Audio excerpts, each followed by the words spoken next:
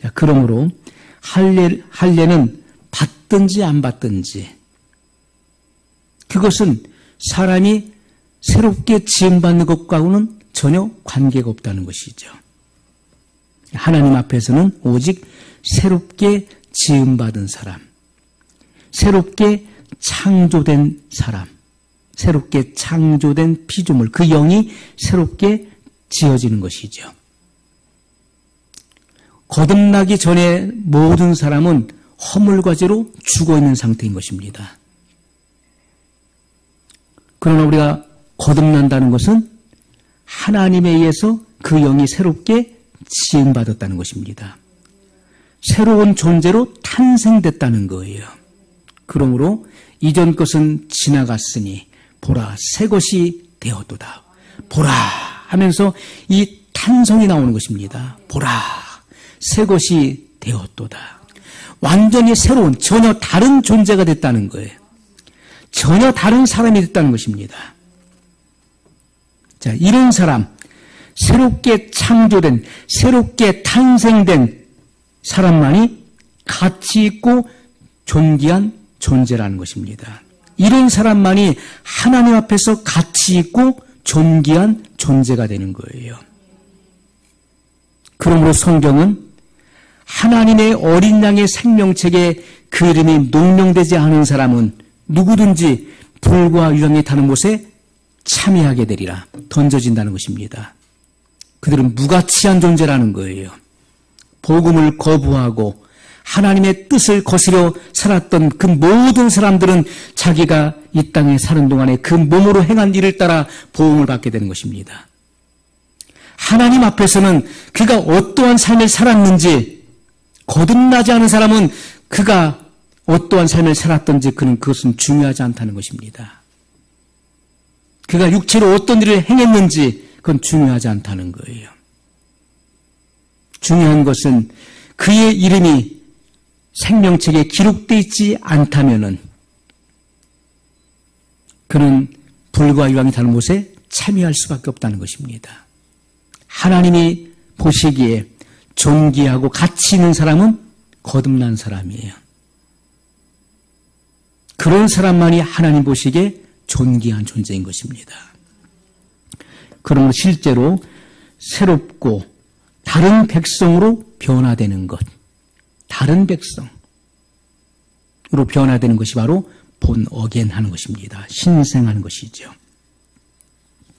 고린도후서 5장 17절에 보면 그런즉 누구든지 그리스도 안에 있으면, 그리스도 안에 있다는 것은 그리스도를 믿으면 새로운 피조물이라 이전 것은 지나갔으니 보라 새 것이 되었도다. 이전 것은 지나갔다는 게 과거의 내가 아니라는 것입니다. 과거의 내가 아니라는 거예요. 보라 새 것이 되었도다. 자, 이것이 바로 신생이라고 하는 것인데, 신생을 이렇게 지금 설명하고 있는 것입니다. 믿는 사람들은 그리스도와 연합이 되는 거예요. 믿음을 통해서 그리스도와 연합되는 것입니다. 예수님은 참 포도나무이시고 우리는 그 가지인 것입니다. 그러므로 이것은 생명의 연합을 지금 우리에게 말씀해주고 있는 것이죠. 새로운 피조물이라고 하는 것은 이 피조물이라고 하는 의미는 바로 창조를 우리에게 설명해주고 있는 것입니다. 하나님의 이 창조를 설명하고 있다는 거예요. 그러므로 우리가 새로운 창조물이 되었다는 것을 의미하는 것이고 새로운 존재가 됐다는 것을 의미하는 것입니다. 이것은 피조물이라고 하는 것은 하나님의 창조 행위를 말하고 있는 거예요. 창조 행위. 그래서 그리스도와 연합할 때 새로운 창조 행위가 일어나게 되는 것이고 새로운 존재로 창조됐다는 것을 말씀하고 있는 것입니다.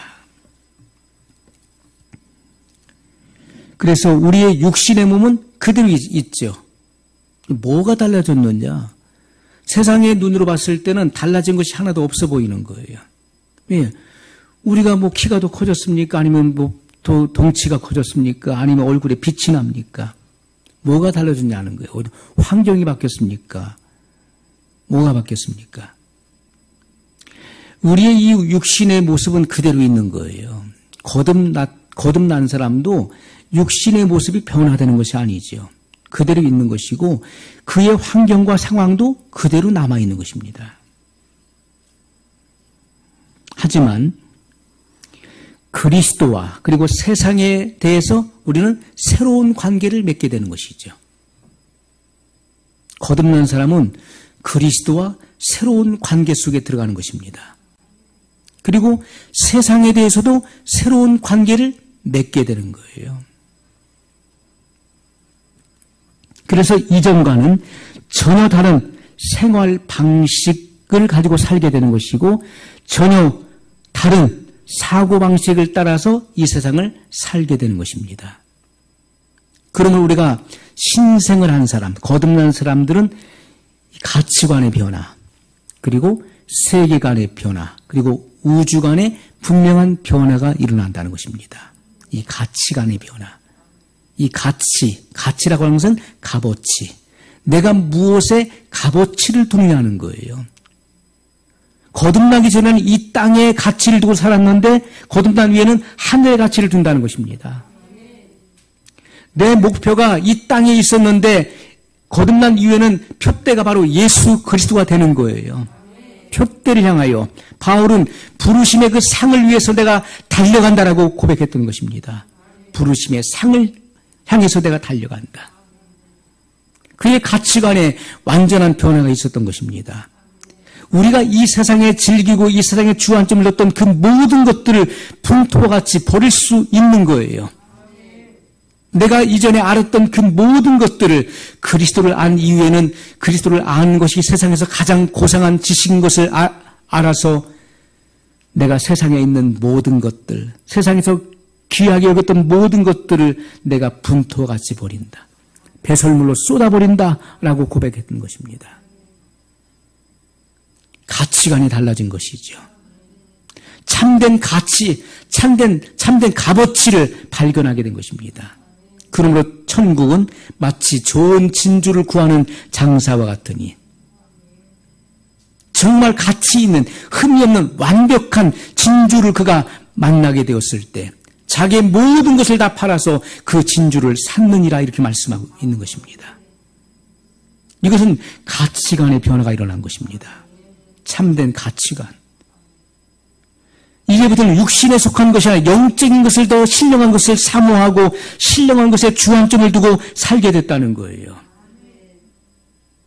이 땅에서 잘 먹고 잘 사는 것이 아니라 영원한 내세가 있음을 분명히 경험을 하게 되고 하나님의 자녀의 신분, 하나님의 자녀의 위치에 이르게 됐기 때문에 영원한 천국을 소망 삼고 그리고 하늘의 상급을 쌓는 그 일을 위해서 달려간다는 것입니다. 왜요? 이 땅보다도 하늘에 있는 하늘의 가치를 두기 때문에 가치관에 분명한 변화가 생기는 것입니다. 진정한 값어치가 무엇인지를 알게 되는 것이지요. 그리고 분명한 세계관의 변화가 일어나게 되는 것입니다. 여러분, 이 세계 모든 이 인류의 역사를 하나님이 주관하시는 거예요. 사람이 어떻게 움직이는 것 같지만은 그렇지가 않습니다. 하나님이 주관하시는, 인류 역사를 하나님이 주관하시는 거예요. 나라의 흥망성쇠가 하나님의 그 주권에 달려있는 것입니다. 그럼 우리가 해야 될 일은 하나님께 모든 것을 맡기고 기도하는 것이죠. 하나님께서 역사하시도록. 이것은 세계관의 분명한 변화인 것입니다. 그리고 우주관의 변화. 우주는 우연히 생겨난 것이 아니라 하나님께서 창조하신 바로 피조세계인 것을 분명히 아는 것입니다. 이 모든 우주를 하나님께서 질서 있게 통치하시고 운영하신다는 거예요. 이 같은 사실을 인정하는 것, 그것이 바로 우주관의 변화인 것입니다. 진화론을 믿는 것이 아니라 바로 창조론을 믿는 것이죠. 이것이 분명한 바로 우주관의 변화가 일어나는 것입니다. 신생은 반드시 이러한 것들을 동반하게 된다는 것이죠. 그러므로 우리가 거듭나기 이전과는 전혀 다른 생활 방식, 패턴이 달라지는 것이죠. 그리고 전혀 다른 사고 방식을 갖게 되는 것입니다. 그리고 자기 중심에서 그리스도 중심으로 살아가게 되는 거예요. 이기적인 삶이 아니라 이타적인 삶을 살아갈 수 있게 되는 것입니다. 새로운 창조의 기적에 대해서 감사하고 감격해서 어떻게 해서 나 같은 죄인이 구원을 받을 수 있었을까? 나 같은 죄인이 영원히 멸망에 처할 수밖에 없었던 나 같은 존재가 어떻게 하나님께로부터 옳다 인정을 받고 그리고 하나님의 자녀의 그런 신분을 차지하게 되었을까? 이 같은 사실에 감사하고 감격하여 이것은 놀라운 기적이 아닐 수 없습니다. 감사하고 감격하여 터져나오는 그 기쁨과 승리의 탄성이 바로 그것입니다. 보라, 새 것이 되었도다. 이전 것은 지나갔다. 보라, 새 것이 되었다. 새로운 피조물, 바로 새롭게 탄생된 존재가 되었다. 이것을 외치는 것입니다. 이러한 감격이 있어야 되는 거예요. 요한일서 3장 14절 말씀을 보면, 자, 우리가 이 신생에 대해서 좀 설명하고 있는 내용인 것입니다.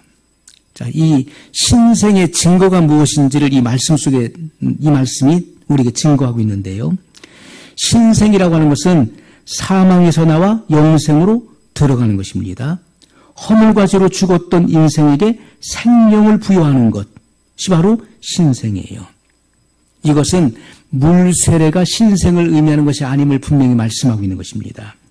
요한일서 3장 14절, 우리가 형제를 사랑함으로 사망에서 옮겨 생명으로 들어간 줄을 알거니와 사랑치 아니하는 자는 사망에 거하느니라. 아멘.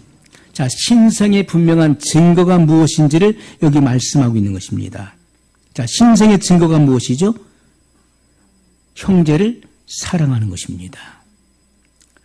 우리가 형제를 사랑함으로 사망에서 옮겨 생명으로 들어간 줄을 알거니와.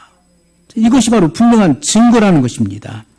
사랑치 아니하는 자는 사망에 거하느니라. 사랑하지 않는 사람은요, 아직 거듭나지 못했다는 거예요. 아직 그는 사망에 거하고 있다는 것입니다.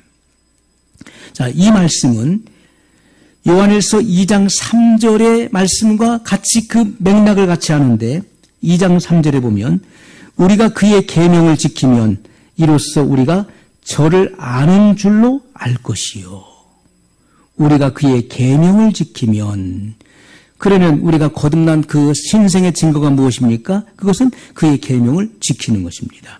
우리가 그의 계명을 지키면 이로써 우리가 저를 아는 줄로 알 것이요. 자, 우리가 이 같은 지금 두 구절을 우리가 말씀을 읽었습니다.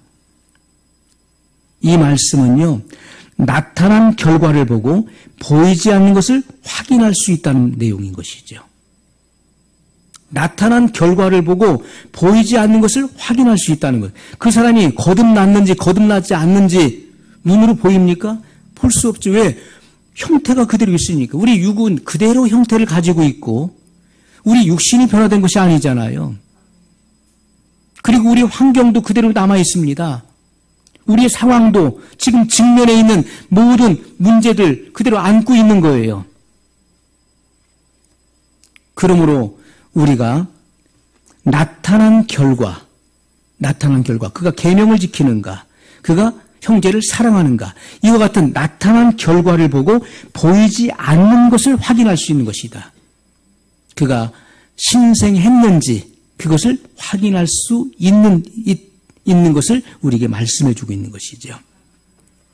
요한복음 5장 24절에 보면 나 보내신 이를 믿는 자는 사망에서 생명으로 옮겼느니라. 나 보내신 이를 믿는 자. 누구를 믿는다는 것이죠? 하나님. 나 보내신 이를 믿는 자. 바로 하나님께로부터 예수님 보냄을 받으셨죠. 그래서 하나님을 믿는다는 것은 곧 예수 그리스도를 믿는 것과 동일한 것입니다. 나 보내신 이를 믿는 자는 사망에서 생명으로 옮겼느니라.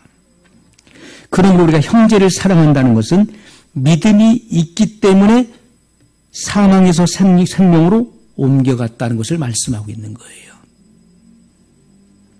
사랑의 행위는 믿음이 있다는 증거인 것입니다. 사랑의 행위는 믿음이 있다는 증거예요. 아무리 여기서 말씀을 전하고 사랑하십시오, 형제를 사랑해야 됩니다, 아무리 전해도요, 믿음이 없이는 사랑이 안 되는 것입니다. 사랑할 수 없는 거예요. 그러나 사랑하는 사람은 그 나타난 결과로서 그가 거듭났다는 사실을 우리는 확인할 수 있다는 것입니다. 자, 믿음은 사랑을 반드시 동반하게 된다는 것이죠. 믿음은 사랑을 동반한다. 이것은 미움에서 사랑으로 옮겨진 것입니다. 미움에서 사랑으로 옮겨진 것. 이것은 사망에서 생명으로 옮겨진 것을 또 설명하고 있는 것이죠. 그러므로 우리가 그리스도인이 된다는 것, 그리스도인이 된다는 것이 뭐냐, 크리스찬이 된다는 것이 뭐냐 하는 거예요. 그것은 영적인 죽음에서 되살아나는 것이다. 그것이 그리스도인이 되는 것입니다. 이것은 신생을 의미하는 것이죠. 거듭난 사람이라야 그리스도인이라 칭함을 받는 것입니다. 그리스도인, 하나님의 자녀를 말하는 것이죠.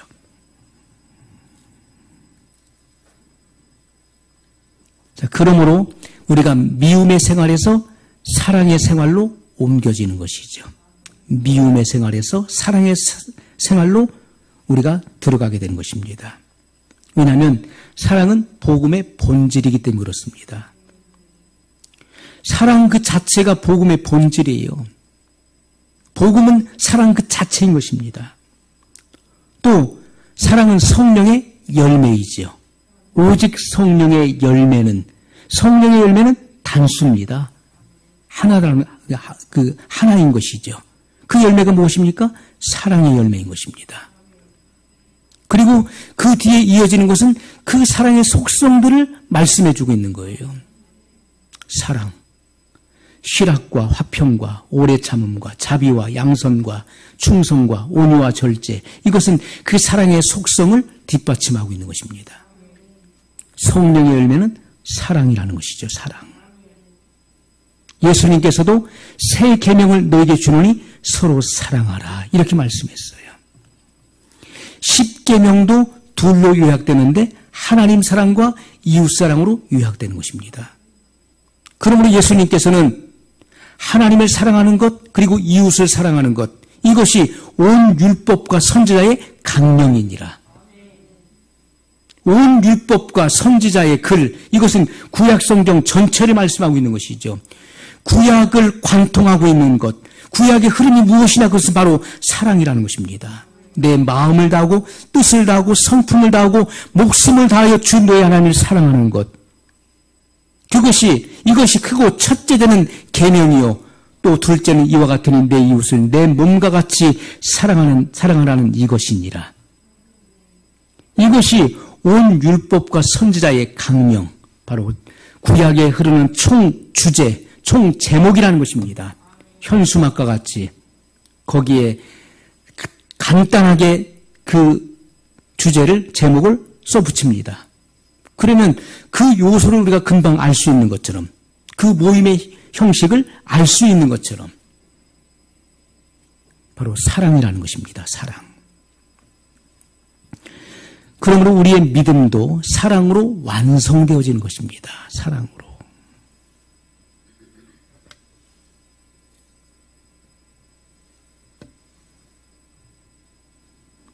우리가 미움의 생활에서 사랑의 생활로 들어간다.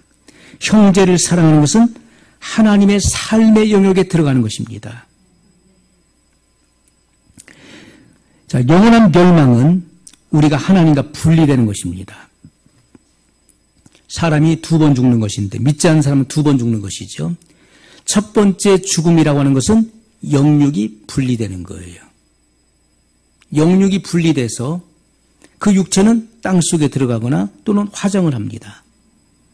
그러나 그 영혼은 믿지 않는 자의 영혼은 그 음부에 떨어지게 돼요. 그리고 거기서 백보자 심판 때까지 고통을 받고 기다리고 있는 것입니다. 대기하고 있는 상태죠.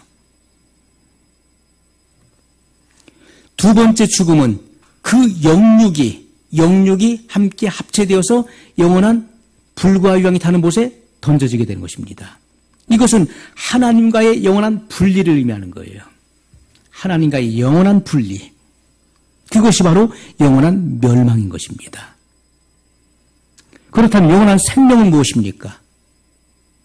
영원한 멸망이라고 하는 그 의미가 하나님과의 영원한 분리를 의미한다면은 영원한 생명은 무엇을 의미하는 것이겠습니까? 이것은 하나님과 결합하는 것이죠.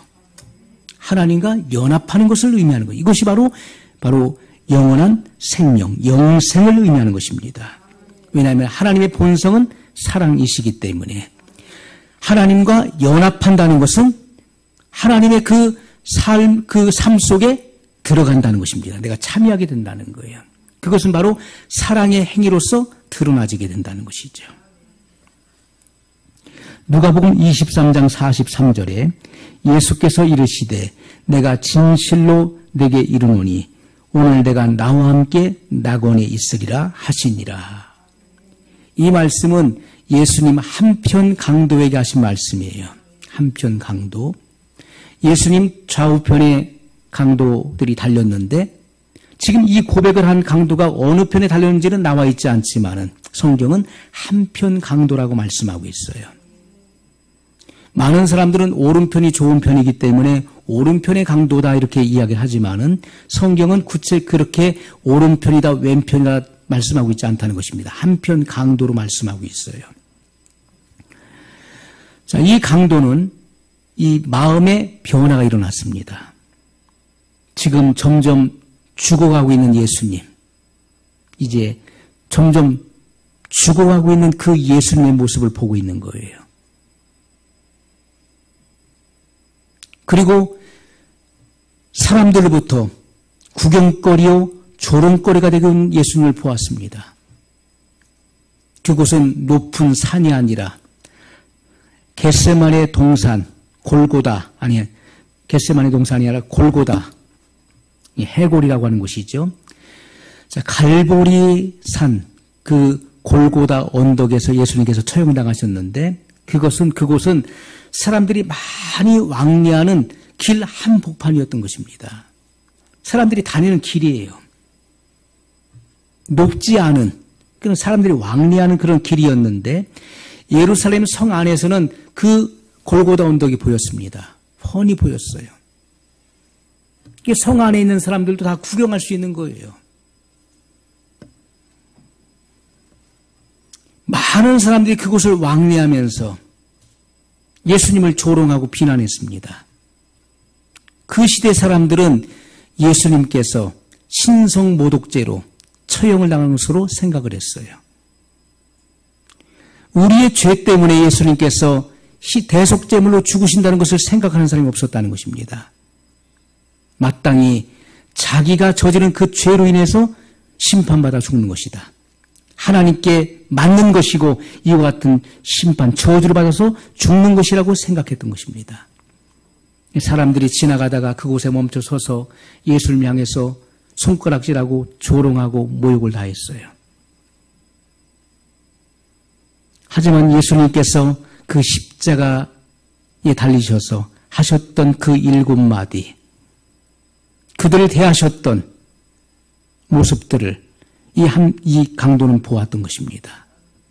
그리고 지금 죽어가고 있는 점점 살아나는 예수님이 아니라 육체적으로 점점 고통받고 죽어가는 그 예수님을 보면서 그가 메시아이심을 그는 알았다는 것이죠. 많은 사람들은 그가 잘 될 때 추종하고 그가 안 될 때는 하얀 길을 걸어갈 때는 버리게 되어 있는 것입니다. 세상이 그런 이치지요. 그러나 이 한편 강도는 점점 쇠퇴해가고 육신적으로 점점 고통받아 죽음을 향해 가고 있는 그 예수님의 모습을 보면서 그 예수님께서 하나님의 아들이심을 알게 됐다는 거예요.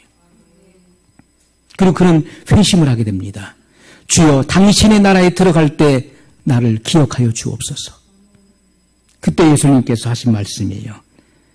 내가 진실로 내게 이르노니 오늘 내가 나와 함께 낙원에 있으리라.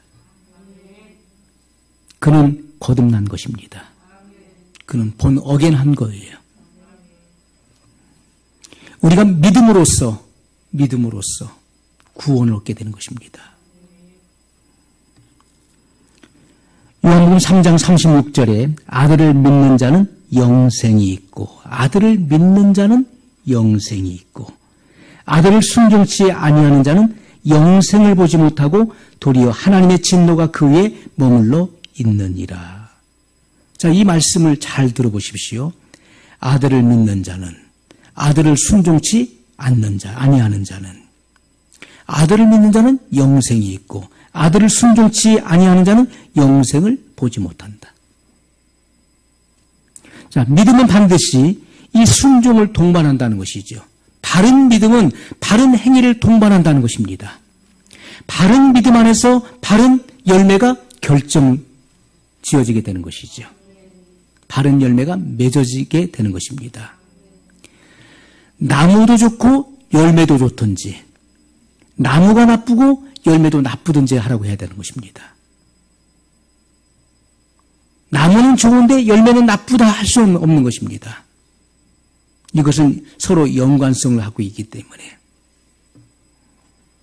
나무가 좋으면 열매도 좋은 것입니다. 나무가 나쁘면 열매도 나쁜 것입니다. 그러면 내가 어디에 소속되어 있느냐, 내가 누구와 연합되어 있느냐에 따라서 그 열매가 지어진다는 것이죠. 그것을 말씀하고 있는 것입니다. 디도서 3장 15절 말씀해 보면, 디도서 3장 15절에 보면 나와 함께 있는 자가 다 내게 무난하니 믿음 안에서 우리를 사랑하는 자들에게 너도 무난하라. 은혜가 너희 무리에게 있을지어다. 자, 이게 무슨 말씀입니까? 사도 바울이 그레데 섬에서 목회하고 있는 디도에게 쓴 편지입니다. 이 디도는 바울의 그런 영적인 아들과도 같은 존재예요. 그리고 영적인 동역자였습니다. 자, 디도에게 바울이 서신을 썼는데 나와 함께 있는 자가 다 내게 무난하니. 이 바울과 함께 있는 자가 누굽니까? 바울의 전도 여행에 함께 동참하고 있는 자들, 동역하고 있는 자들을 말하는 것이죠. 자, 나와 함께 있는 이 전도 여행에 지금 참여하고 있는 자들이 다 내게 무난한다. 이들의 사랑을 너에게 보낸다. 믿음 안에서 우리를 사랑하는 자들에게 너도 무난하라. 신실한 사랑으로 우리에게 관심을 가지고 또 우리를 사랑하는 자들, 동료 신자들에게 너도 안부를 전해줘라. 이 말씀을 하고 있는 것이죠. 은혜가 너희 무리에게 있을지어다. 자, 무난하고 있는 내용이 나오고 있습니다. 무난을 하고 있는 내용이에요. 우리가 무난이라고 하는 것은 굉장히 중요합니다. 이것은 성도의 교통을 의미하는 것인데 우리가 무난한다. 단순히 어떤 인사를 전한다. 이것이 아니라 이 문안을 통해서 서로 격려하고 위로하는 것입니다. 오늘 많은 사람들이 내일이 아니기 때문에 관심을 갖지 않는 거예요. 남이 지금 고통을 겪고 있고 문제를 겪고 있어도 그것이 내일이 아니기 때문에 나와 상관이 없다라고 생각해요. 이게 사랑이 없는 것이죠. 그러면 무난하지 않는 것입니다. 무난이라고 하는 것은 서로를 격려하고 위로한다고 하는 의미를 갖고 있는 거예요. 상대방을 배려하는 것입니다. 그리고 그의 처지를 이해하고 위로해주고 격려해주는 거예요.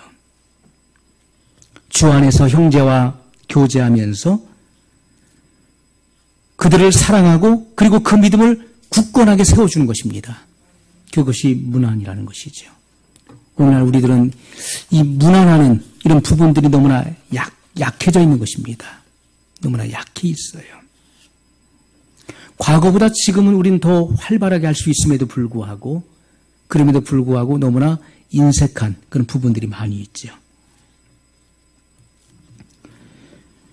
로마서 5장 5절에 보면 소망이 부끄럽지 아니함은 하나님의 성령으로 말미암아 하나님의 사랑이 우리 마음에 부은 바 됨이니.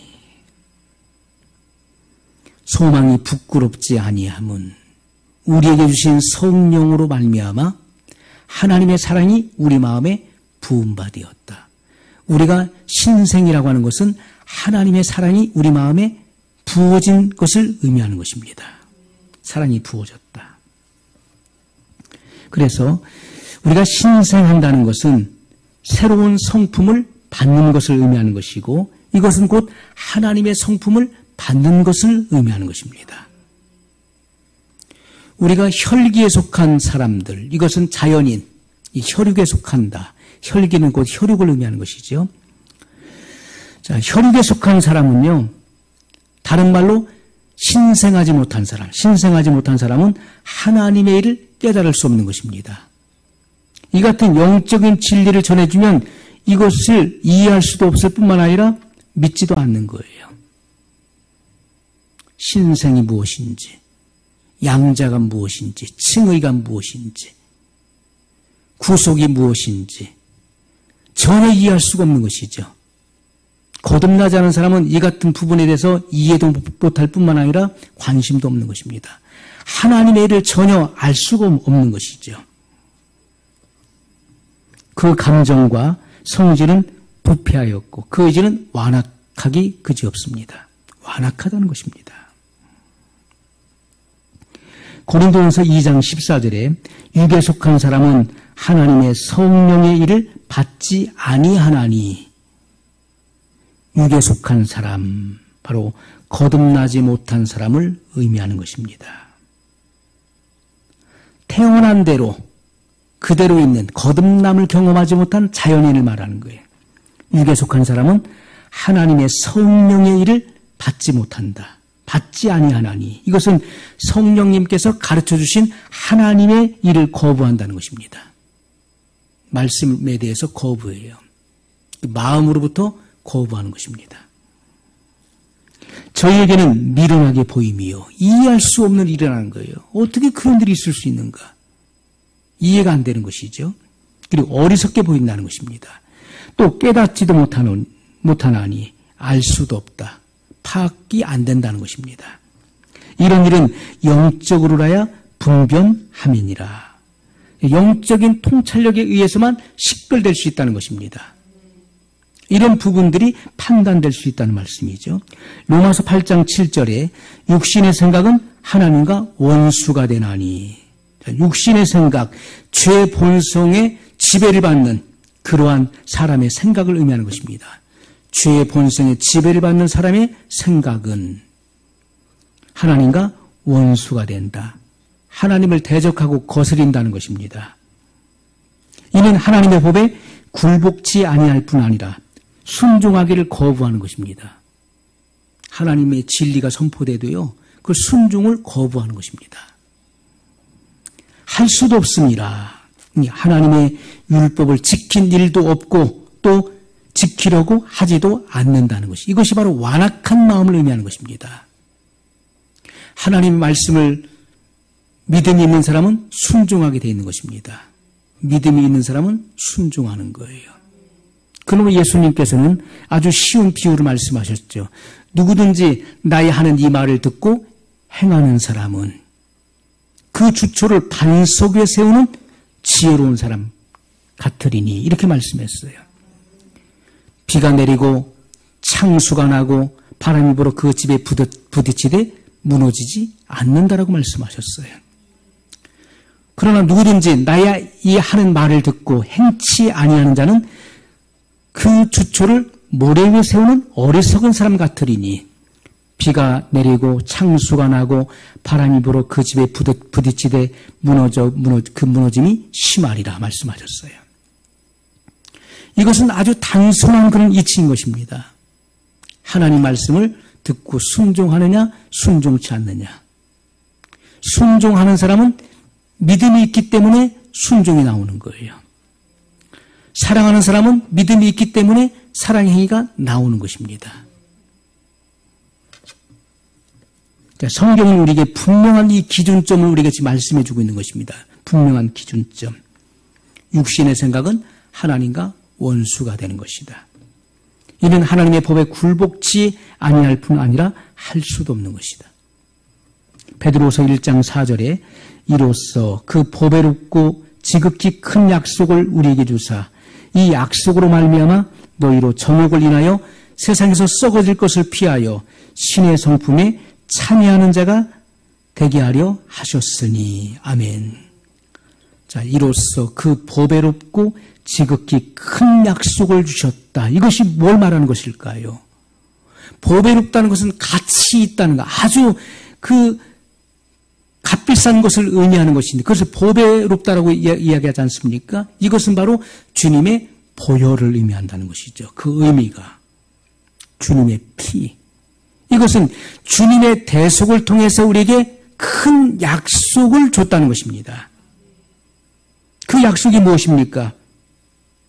성도들이 완전한 하나님의 자녀, 완전한 하나님의 아들들이 되는 그런 조건을 완전히 이루어 놓으셨다는 것을 말씀하고 있는 거예요. 하나님의 자녀가 되는 완전한 요소, 완전한 조건을 다 충족시켰다는 것을 말씀하고 있는 것입니다. 이 같은 약속, 큰 약속을 우리에게 주셨다는 거예요. 너희로 정욕을 인하여 세상에서 썩어질 것을 피하여 부패로부터 멀리 떠나게 하시는 것입니다. 이 썩어질 정욕으로부터 피하게 만든다는 거예요.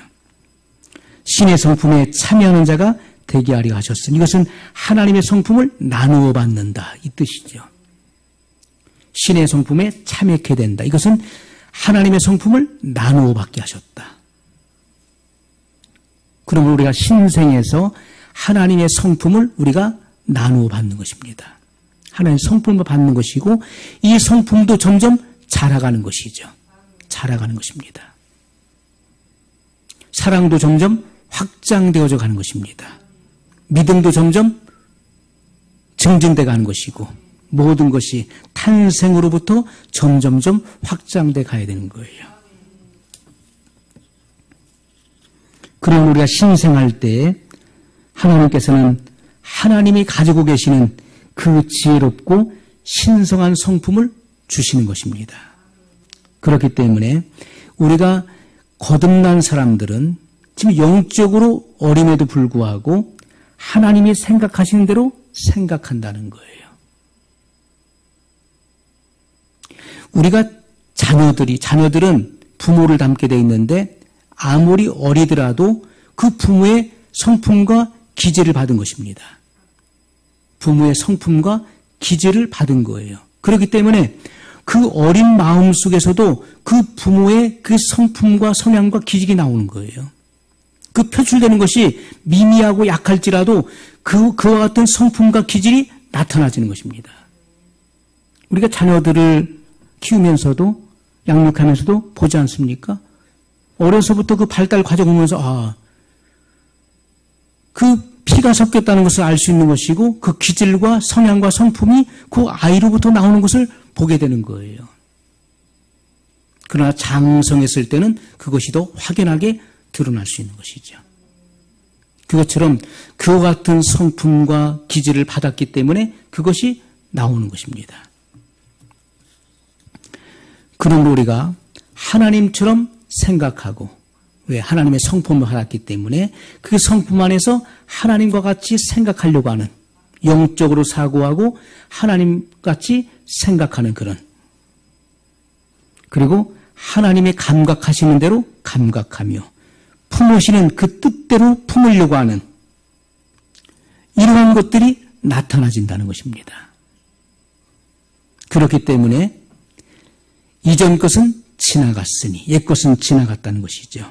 새 것이 되었도다. 이렇게 증거하고 있는 것입니다. 자, 요한일서 3장 말씀을 보겠습니다. 요한일서 3장.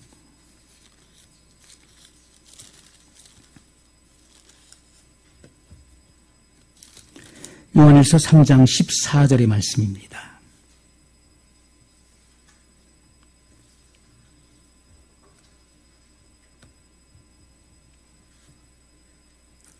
우리가 형제를 사랑함으로 사망에서 옮겨 생명으로 들어간 줄을 알거니와 사랑치 아니하는 자는 사망에 거하느니라. 우리가 생명에 들어간 것, 사망에서 생명으로 옮겨지는 것, 이것을 어떻게 알 수 있느냐? 이것은 우리가 형제를 사랑함으로써, 형제를 사랑하는 그 행위가 나타나는 것을 볼 때, 아, 이 사람은 사망에서 생명으로 옮겨진 사람이구나, 이 사람은 거듭난 사람이구나 하는 것을 우리가 증명할 수 있다는 것입니다.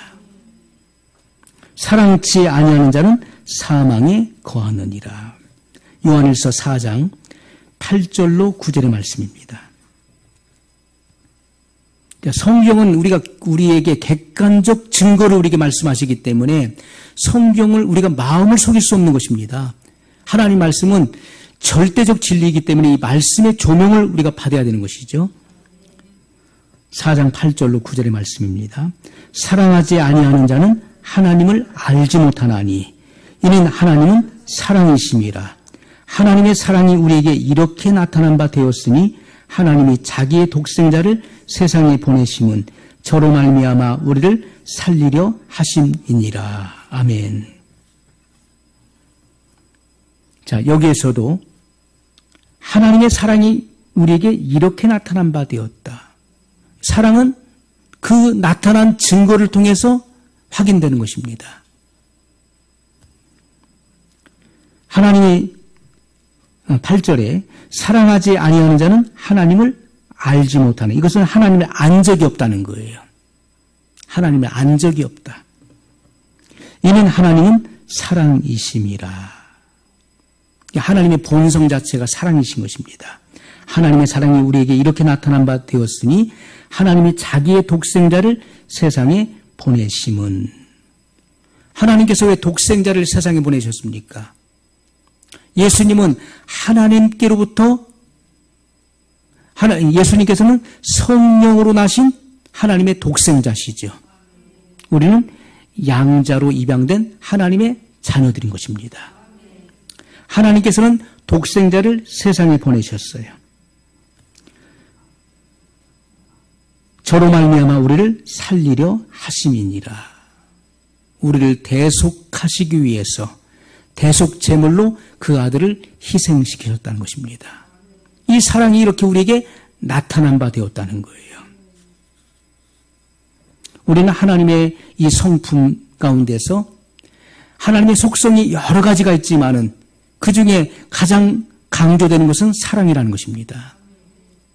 왜냐하면 하나님과 죄인인 인간과의 그 관계 속에서 가장 두드러지게 나타난 그 하나님의 속성, 본성이 바로 사랑이기 때문에 그렇습니다. 독생자를 희생시키는 그 사랑, 그것을 우리에게 강조하고 있는 것이죠. 에스겔 36장 26절 27절에 킹제임스 버전에 보면 이렇게 기록되어 있습니다. 내가 또 너에게 새 마음을 주고 너희 안에 새 영을 넣으리라. 내가 너희 육체에서 돌 같은 마음을 제거하고 살 같은 마음을 주리라.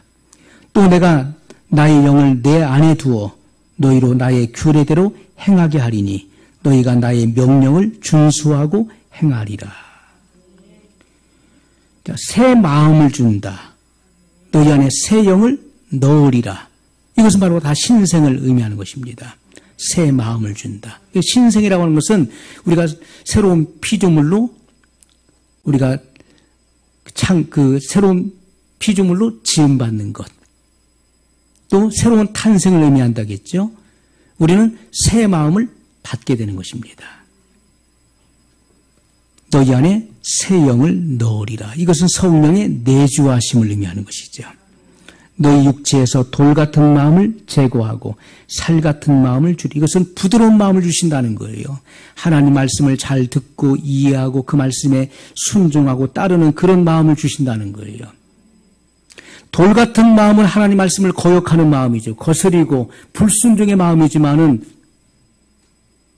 새 마음을 받은 사람, 신생한 사람, 새 마음을 갖고 성령이 그 안에 내주하는 사람은 하나님 말씀에 순종하게 된다는 것입니다. 살같이 부드러운 마음을 주신다는 거예요. 또 내가 나의 영을 내 안에 두어 너희로 나의 규례대로 행하게 하리니 너희가 나의 명령을 준수하고 행하리라. 자, 이 같은 말씀이 우리에게 분명한 약속이 주어진 것입니다. 우리는 이 약속에 근거하여 거듭남을 경험하는 거예요. 오늘 우리는 이 거듭남이 무엇인지 또 다음 시간에 이 말씀을 우리는 좀 더 살펴봐야 됩니다. 그래서 우리 자신이 성령께서 인치심에 대한 분명한 증거들을 가지고 있어야 돼요. 또 양자됨의 의미가 무엇인지를 우리는 좀 더 깊이 있게 다뤄야 될 것입니다. 양자됨이 무엇인지. 하나님 말씀을 통해서 우리의 신앙이 확고하게 정립되어지고 그 어떤 세상의 어떤 미혹 그리고 이단들의 그런 어떤 간교한 미혹에도 넘어지지 않는 그런 바른 신앙을 구축해야 될 것입니다. 오늘 말씀